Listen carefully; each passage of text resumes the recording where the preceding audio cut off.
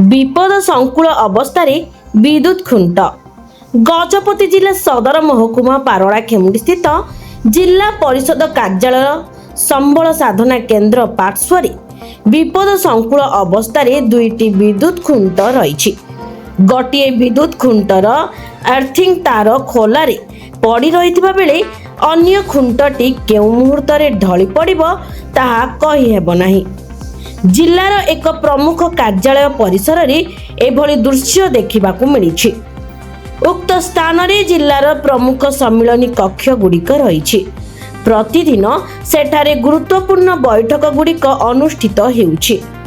उक्त बैठक गुड़िकू मंत्री, सांसद, विधायक, निर्वाचित प्रतिनिधि समेत जिलापाल व विभिन्न विभागर अधिकारी माने जाउछन्ति। किभଳି एपरी विपद संकुल अवस्था विद्युत खुंट उपरे नजर पड़ुनी ताहा समस्तंकु आश्चर्य करिछि। उभय विद्युत खुंटर एर्थिंग तार गुड़िक एणे तेणे पड़ी रहिथिबा बेले सेथि मध्यरु गोटिए विद्युत खुंट अत्यंत विपदपूर्ण अवस्था रहिछि। जदि ताहा पड़ी जाए तेबे सेठारे थिबा कार्यालय, सम्मिलनी गृह प्रभावित हेबा सह साधारण जनता व कर्मचारी मृताहत हेबार यथेष्ट संभावना रही। सेठारे एक ड्रेन निर्माण करा जाउथिबारु एपरि समस्या उभा होईछि।